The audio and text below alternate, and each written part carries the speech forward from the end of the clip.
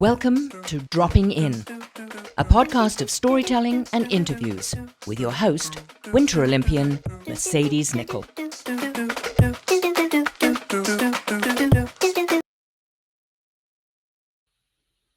Thank you so much for dropping in today.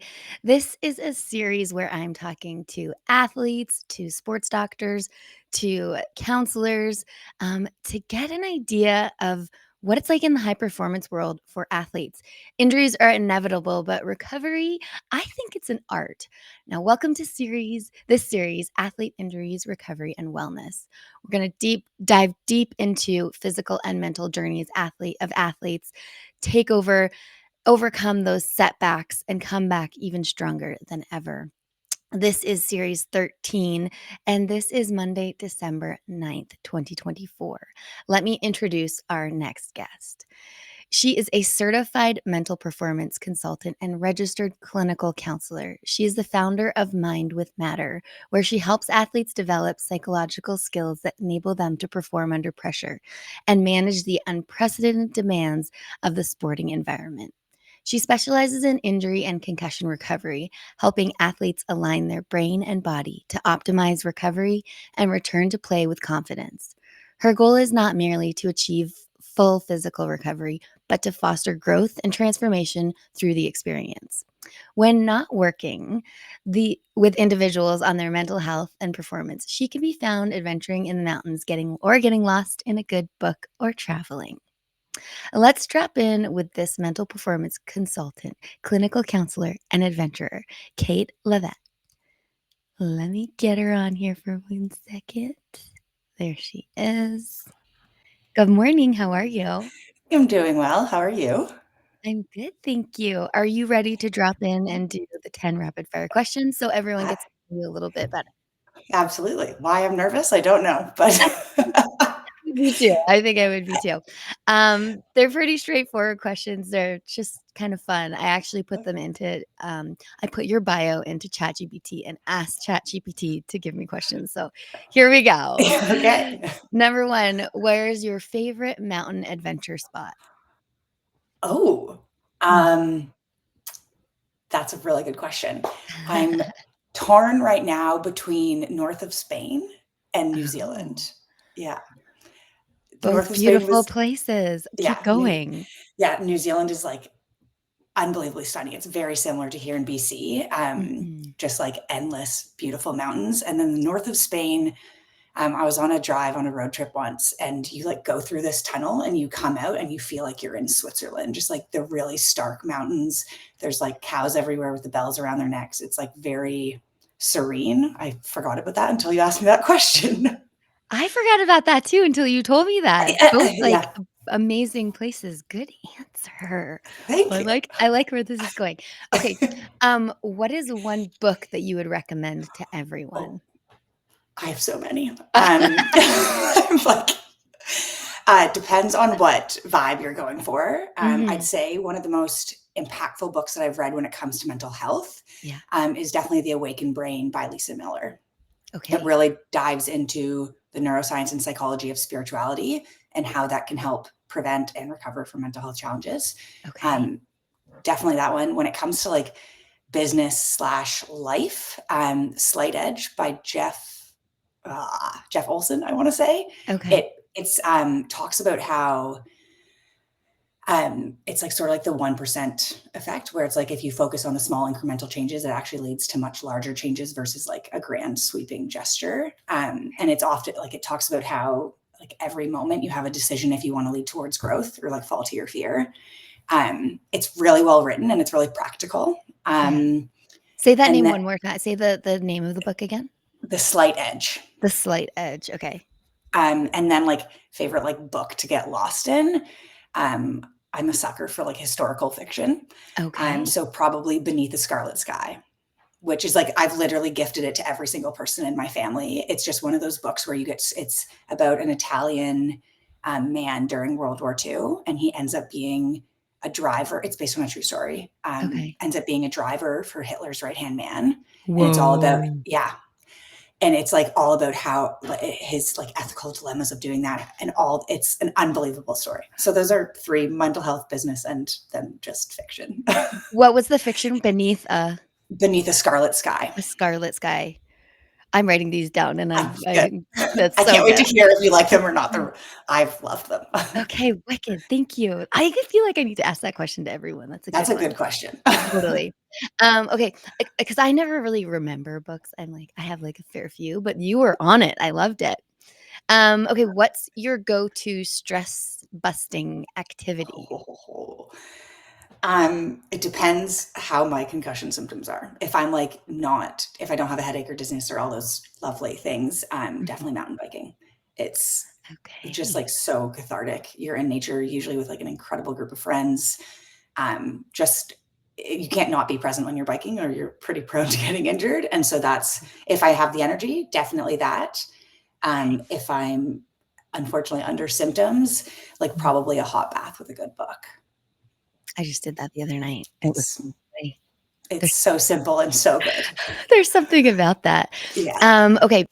What's your favorite quote about mental health? Oh my Lord. Or just a quote about. Like, there's so many. One that's like really resonating right now is like actions precede feelings. So like a lot of the times we wait until we feel like doing something. And if we wait, we could be waiting a long time. And so that's just like something I'm following right now, of like, even if you don't feel like doing something, like try and do it for 3 minutes and just like go for it, sort of thing. Okay. Yeah, that's one that I can remember right now, but I have like a list on my phone of a bunch of quotes that sometimes I need if I need to get out of the mind. That's a good recommendation. Yeah, I really here, like let me that. see. I want to see if there's pull one that pops up. I use my notes a lot, and I've not thought to have like a good quotes little Highly bit. recommend. Highly recommend. That is so smart. Yeah. Okay. Oh, this is another good one. Okay. The limit of your word of your words are the limit of your world. So it's just like talking about how we speak to ourselves shapes our reality. Yes. And actually, that's another one I have saved on my desktop, is that the words you speak create the house that you live in. I love that. Yeah, I'm gonna look on mine. I'm on my computer right now. And so on the back of mine, it says, one moment can change a day, one day can change a life, one life can change the world. Buddha. Oh, I just got goosebumps. That's my back screen, and I love it. There's I followed this creative author on Substack a while ago, and she had a quote that was my background for a really long time. Okay. It says, "I don't know what the meaning of life is, but the meaning of my life is to live it while I'm here." Ooh, these are gold. Okay. I'm gonna have to like revisit these and write all these down in my new notes. So good. So good. Okay. Number 5, mountains, beaches, or cities. Where would you rather travel? Mountains. And I actually didn't ask this question, but where in the world are you right now? Just for our listeners. I'm in Squamish, BC. British Columbia, West Coast Canada. And where did you grow up? I grew up in Toronto, Ontario. Okay. Yeah. Okay. But cool. I've traveled a lot and lived in a lot of different places, and it's nice to be in Squamish. Okay. So you're a mountain girl. I love that. I'm a mountain girl. I was living in Australia for a year and a half, and I have to say, like, I loved the beaches. Like, that was like my go-to calm space. Yeah. But there's just something about mountains that evokes a sense of awe that I don't get elsewhere. Amazing. So good. Number 6, what song instantly puts you in a good mood? Respect by Aretha Franklin. Oh, that's not wrong. You're not wrong. I mean, of course. That or Think by Aretha Franklin. Those are like 2 where I'm like, if I need to get out of a funk, I'm like, those 2, like within 30 seconds, I'm good to go. I mean, I feel like within a second, I'm like already in a better mood thinking about those songs. Yeah. Okay. Number 7, tea or coffee for a mental boost? Tea. Tea? Do you drink coffee? I do. I like 1 a day. I honestly, I really don't like the taste of it. Oh, me neither. Yeah, it's not. I like drink it purely for caffeine. But like I can go without it. I used to drink it a lot more than I do now, and I realized how like honestly awful it was for my nervous system. Like the Right. spikes are too intense for me to handle, where I find tea is like still has some of the caffeine, but it doesn't give you the peaks and valleys that coffee That's does. so funny because people are like, "You don't drink coffee?" I'm like, "No, like, I feel it in my veins. I Yeah. don't enjoy it. I don't like the Yeah. feeling of it." I'm Yeah. like, Like I "How don't, does everyone do it all day?" I know, and like in Australia, it's like so part of the culture. And I have to say the coffee there was good. Okay. And it's like, that's just what everybody does. Like you just go for coffees in the morning. And Right. then like, I would like that, but I'm like, I don't care about coffee. I will have instant coffee to get the job done and move forward. I It's love not it. a experience for me. Okay, nice. Number 8, what's the best advice you've given to an athlete? I feel like that's a really hard question. Ooh, I was like, that is a really hard question. Um, One that stands out, I was working with an athlete in Australia, um, just talking about emotions, and she was struggling to celebrate her accomplishments. And I don't remember exactly what I said, but it was around the concept of like, you can't just numb out the bad. Like if you decide to ignore the good emotions, you're also ignoring the bad, or if you ignore the bad, you also don't feel the good. And so it's Right. about like being open to experience the good and the bad, because if you cancel out one, you cancel out the other. So yeah, Yeah. I don't know if that's the best. That's like one memory that Right popped up. now. Yeah, Um, that's good. I'm trying to think of like other like aha moments I've had. There's been like, I'm sure we'll I get don't know. into Yeah, them. yeah, I'm sure we will. Okay, number 9, if you weren't a counselor, what would you be doing? Okay, the first thing that came to mind was pilot, which I don't know why. Because Ooh. I think I would. I don't have a mathematical brain. It's just we don't jive, which is okay. So I don't think that would actually work out. Um, like honestly, would love to have a farm and like breed dogs or rescue dogs and just like do Oh. something like that. Really simple. Okay, Yeah. this is just, we have one more, but I actually want to know this one that I sometimes pops up is if you had a Okay. superpower, what would it be? Hmm. I always find this I'm one like really interesting. I'm torn right now between teleporting, because like Yes. I really love to travel. So it'd be like really great. Could be like, oh, let's go back to north of Spain. Yeah, Um, or to fly. I feel like that would just be like so freeing.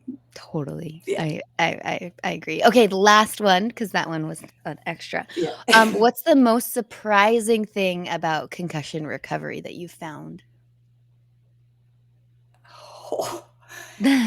um,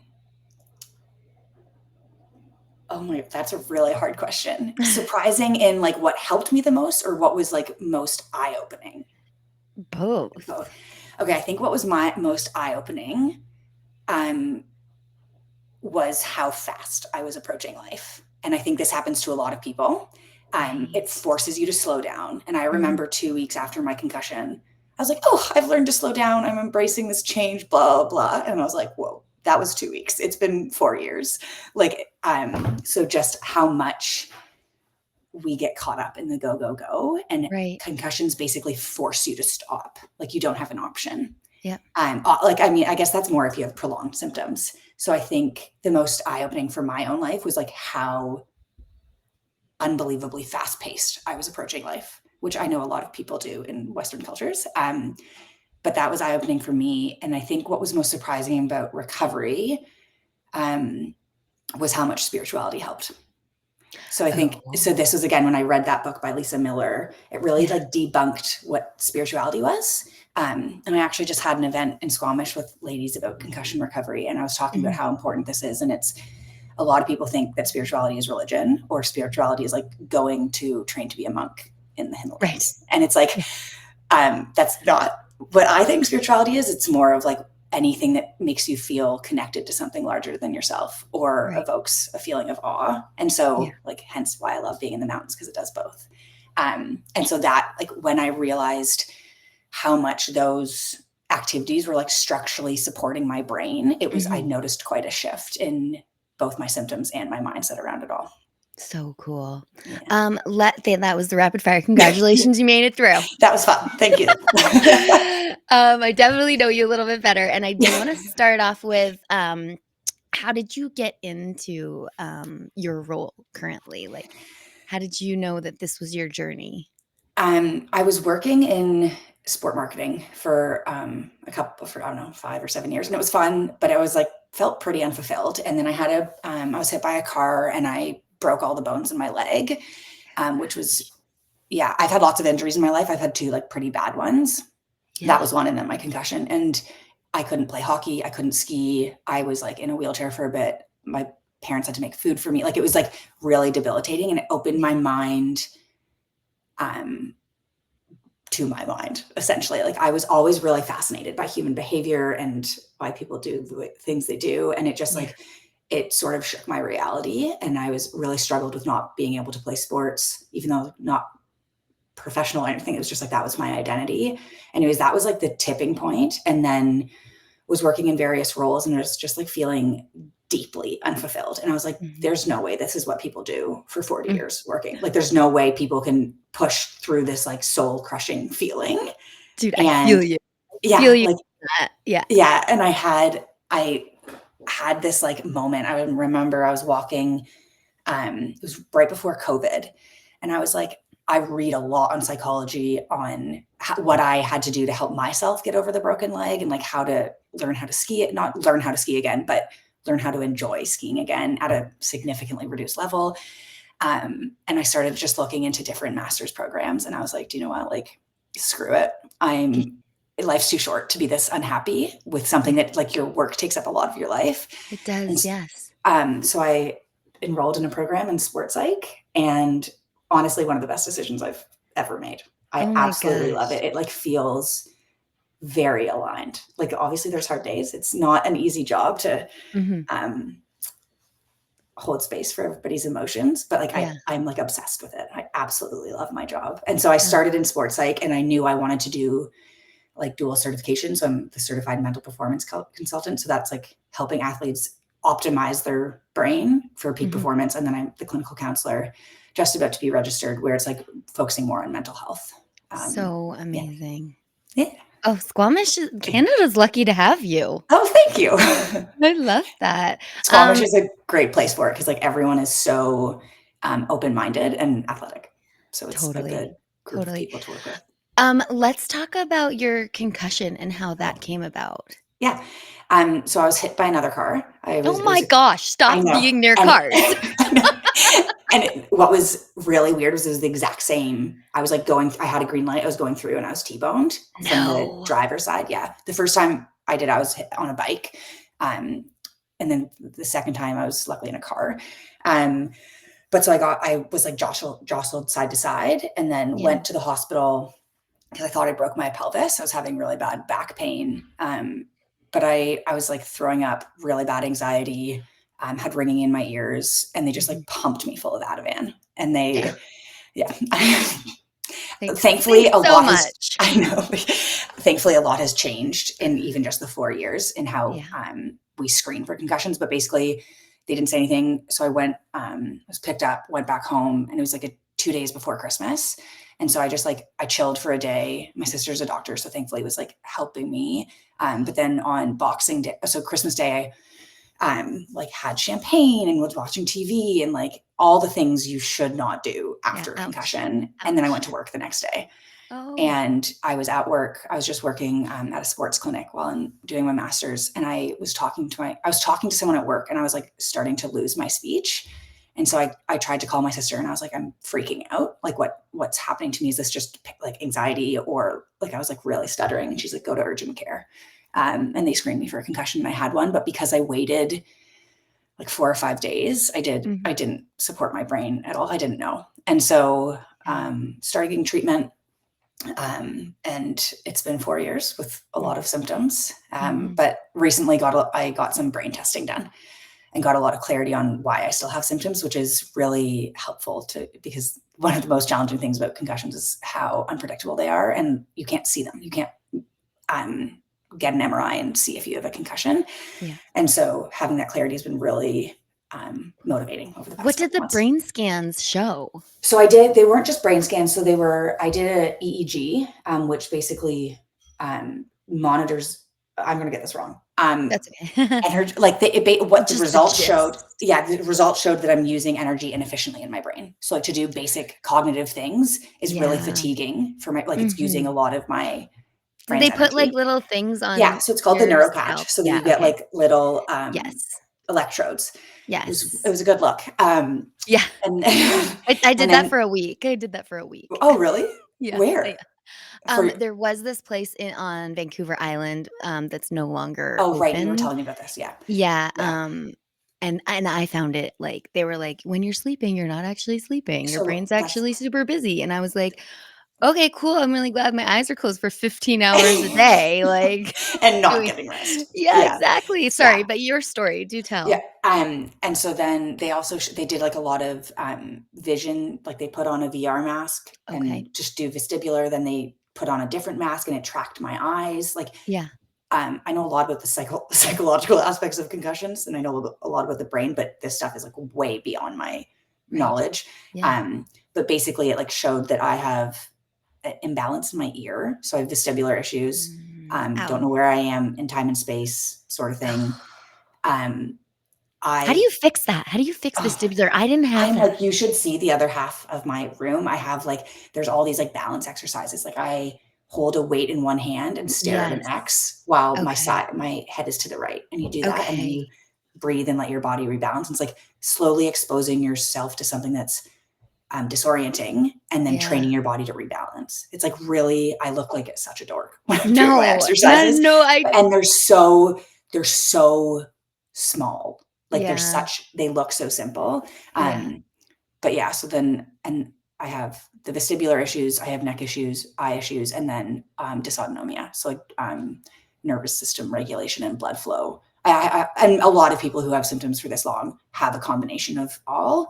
Okay. And like I had done some vestibular training. I had done vision training for a year already. Mhm. Like when I first got my concussion, I couldn't read. Like I would read a paragraph of my Oh, yeah. textbook Yeah. and like just wouldn't absorb the information. Oh, and you were in school? Oh yeah, so I had to drop out of school, dropped out of Yeah. work, Yeah. all those really fun things. Yeah, I'm so And so sorry. yeah, it was hard. I mean, I think I only took 2 months off of school, so it wasn't awful. Like Mm. I know people who have to take like a year off. Mhm. I just forced myself to keep going. But like Yeah. when I was reading, I had like literally a cutout so that you could read 2 lines at a time Yeah. because it was like too much visual information. And then I was doing my thesis and I did it on the psychological recovery of concussions because of my own experience. And so like I was doing a systematic review. So it's like summarizing all the research that exists on a certain topic. And I had to have technology like read it out to me because I couldn't read on my, so it would like Yeah. audio provide it while I was reading. So there's like all these, I mean, it so sounds like if we need tips and tricks on how to I do have things, all of we go to them. you. I've tried everything. Yeah. Wild. Okay, Yeah. and where would you say you're at now 4 years later?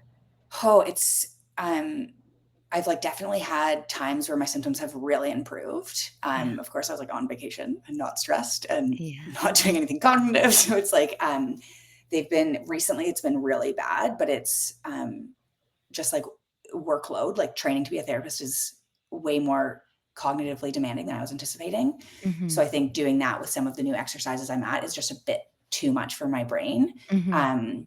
But I know recovery is possible. And Yeah. so, and then also getting that like specialized treatment from that brain clinic has shown me what I need to do to get better. So like, I feel like I have more control over the process, which helps with the stress, but it's like I'm cannot work full time. I Yeah. sleep. Like it's very debilitating, but I feel like I've finally developed a good mindset around it. Yeah, I mean, I guess the one thing that I found in my recovery was there's just no one golden answer. Yeah. It's like a plethora of different things that help you on the path to Yeah. recovery. Yeah. Um, And yeah, that's like one thing I'll say is like a lot of people when they first get a concussion, they're like, do all the treatments. And like yeah, that's what I no, was doing. I was like 12 appointments a day or 12 appointments a week. And yeah, then you don't actually know what's helping. So like right now I have a therapist, I do physio and I do acupuncture and RMT. So it's like amazing. those are a good blend for me right now. And like that might Yeah, change in a couple months. And like that's like the exactly. approach. It's not like an ACL where you're like, at 3 months you should be doing this, at 6 months you should be doing this, at 9 months you should be running. Like it's not. Mhm. It's like, okay, Mhm. what's my body telling me I need right now? And going with that. 100%. Totally, totally. I do wanna talk about, like, what with your roles, who like, what kinda athletes you were in Australia, what kinda athletes were you working with, if you are allowed to tell us? Yeah, yeah. I was working with a professional rugby team. So it was a Oh, women's okay, rugby okay. league team. So like huge amounts of concussions. Yeah, and huge amounts of injuries. Oh yeah. And like the injury, like the mental, I really don't like using the word mental toughness because the mental strength of the Strength, female athletes was phenomenal. Like it was like so I believe it. inspiring to see. At some points it was like, wow, they're really ignoring serious injuries just to play. I understand it when you're in a professional environment, like it's your income. There's lots that go into it. But so that's who I was working with in Australia. And then I was doing some side work with female mountain bikers. Okay. And now back in Squamish, it's really a range. So I have like contracts with different teams and such, but all my individual clients, it's primarily soccer and hockey, I'd say. And then I have the one-off like snowboarder or skier with concussion recovery. Yeah. But it's not, I don't just do concussion recovery. That's like what I love. That's like what I'm specialize in, but a lot of it's just like performance enhancement. So like if, awesome. like a lot of young athletes with like pretty bad anxiety, unfortunately. And so, that's the gist of it, I'd say. And how would you like in the process of working with athletes and their injuries, there's just like a plethora of injuries that happen in different sports. How would you see their motivation to recover? That's a really good question. It really depends on how they come to my work. Like if it's a parent, usually it's a parent will find me and then connects me with their kid. And the ones who engage in mental performance work are usually they're bought in. Like they know that it's like strength and conditioning, but for your mind, like they're just like, and then they come in motivated. They're like, I want to get back to my sport. I know I can heal. Let's get at it. Some of the ones who like usually with the longer term or the concussions who just like are really lost in it. It's a lot of how they talk about it. So like if they're like, oh, of course this happened to me, I'm always injured. I'm like, oh, that's like a lot of self-worth work that we need to do. And like you just like really pick up on their language around how they describe what's going on. And then also like if a lot of my stuff is virtual, but it's like you pick up on like when they light up and talk about something versus when they like a lot of it is body language and like just like sort of going with their energy of what lights them up and what doesn't. But it's so individualized. Like there's not like, oh, step 1, we do this. Step 2, we build confidence. Step 3, we work on motivation. Like it's not prescriptive like that. Totally. I feel like that's super interesting. Cause like, my journey in sport, we didn't have like the mental side really. It was like fairly new and coming about. And so it's really good to hear that athletes are buying into that, like seeking help and getting guidance and working on their mental capacity because so much of sport is mental. Yeah. And there's still like, obviously I'm bought into it. It's my job. I love it. I've also experienced, like I got into it because I experienced it myself. I had no idea sports psych was a thing. A lot more people are bought in. There's still like significant stigma around it. And also just like misconceptions about what this work entails. I could go in on an hour around the stigma. I know. I love it. The trends that I'm seeing are positive. So good. Yeah. So good to hear. I want to touch on just briefly, like this is a topic that has come up that I have talked with other athletes about is again, the recovery, the want, the need, the drive. Obviously you have friends and probably maybe work with other people that have had injuries, but maybe their recovery want, need, drive is different from athletes. Like, do you see that at all? I do see that. Less so in Squamish because like everyone here is like, like they're all like Ironman athletes and such. But I do see there is a difference. And I'd say with the athletes that I work with, like a lot of them are at like quite elite levels. And the reason I think what a lot of their drive comes from is that like being out of sport is a massive threat to their identity. They're like, who am I if I'm not playing sport? And that like when you are changing or shifting your identity, that is like a very deeply destabilizing experience. And so whether they're aware of it or not, that can be like, oh my God, I need to get that back because I don't know who I am outside of it. And without the right supports, like that can be a really challenging process. But I think that's what I see the main like in my clinical counseling work, like I work with a lot of non-athletes as well. And Yeah. and again, with concussions or brain injuries, and it's like those, I do notice that they struggle a bit more with the motivation aspect, because although their life may look really different, Mm-hmm. it's like, there's not something that they're necessarily like clawing back to. Yeah. They're like, whereas athletes are like, no, I want to get back. I have this that I'm working towards. That's my community. That's my stress relief. Like it's so much of who they are that it's it draws them back in. Yeah, Does that answer your question? No, yeah, that's like, you put it so well, like having to do with identity. It's something that I never thought about, but I've talked to so many athletes about it. I'm like, yeah, we have this crazy drive, like passion, we want it. But like, imagine working a desk job where you're like, I don't really want to go back to that. And so that's what I mean. And this is what I mean, where like you can actually, like when I was talking about how it realized how fast I was going, a lot of people have that, but they're like, oh, I don't actually want to return to that. That was like programming. That wasn't my conscious choice, or they weren't aware that it wasn't aligned. Whereas I think athletes are like, no, I love sport. I love competing. I want to get back into it. And so like, that's what I've noticed is a massive factor. Do you think for the listeners that aren't athletes, do you think that they may have to find a new identity and find something that they are passionate about to recover in a better way? Yes and no. Like it's like so context is dependent, but I think if we slow down enough and like listen to ourselves and sort of step away from like the stories that our mind can get us caught up in, we do know what lights us up. And it's just about reconnecting with what that is. Like, for instance, like one of my clients right now has a pretty significant brain injury and out of work and like massive identity threat, like not producing and doing all these things. But she's like, I love just being with my grandson. It's like, yeah. And like, do you know what that's like? That. Yeah. And it's like, okay, how can we make more of that? Like, what's your identity like as a grandmother? Like, and so it's like, it's called identity mapping, but it's like exploring the different aspects of your life that do fulfill you.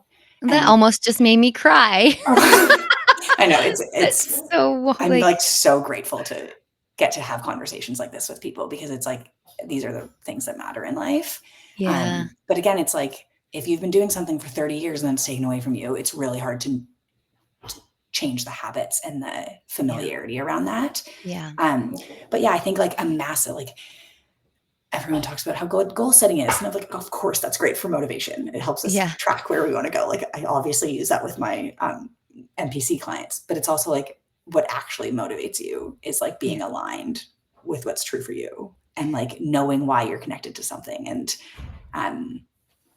like going that level deeper of like, okay, what's the value behind this? Like, what is it that you like about hanging out with your grandson? Or what is it that you love about snowboarding? Like what lies underneath, and reconnecting with that can help people open their mind about how they receive that versus just through sport or just through work sort of thing.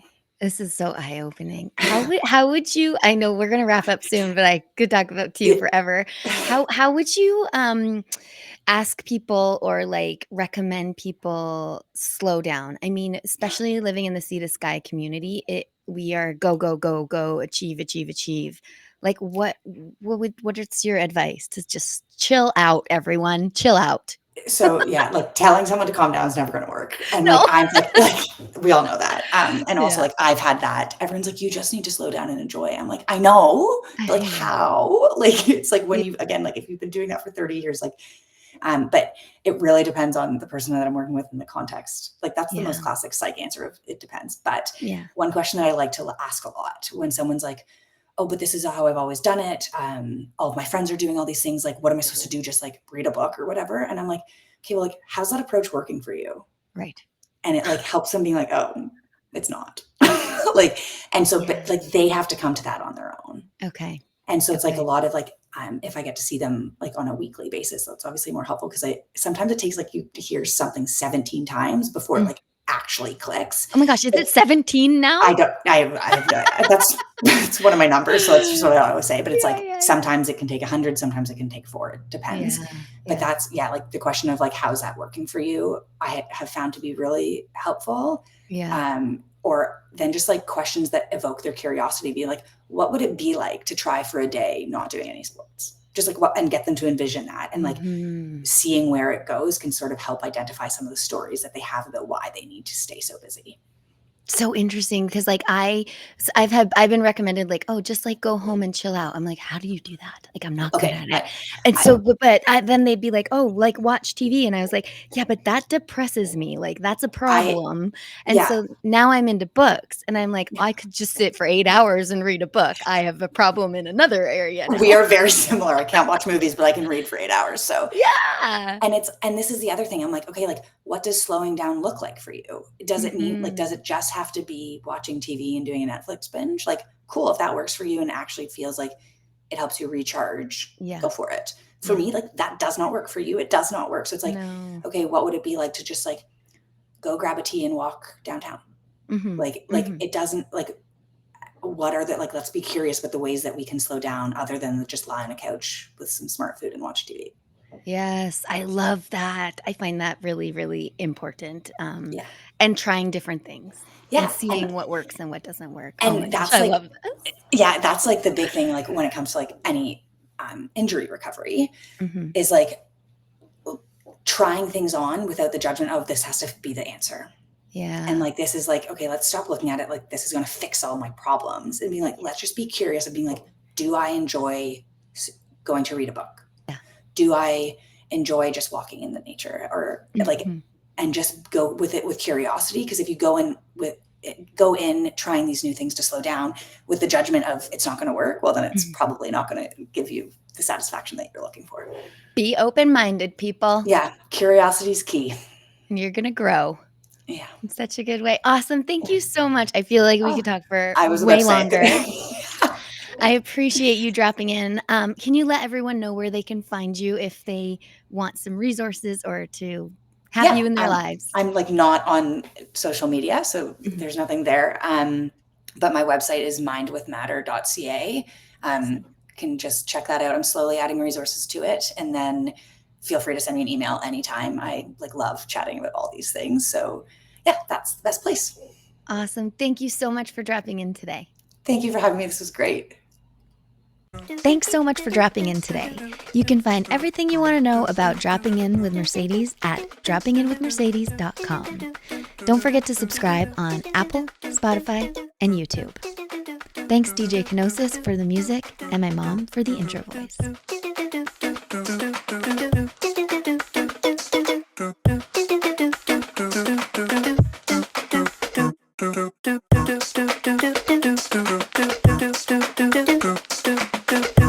Do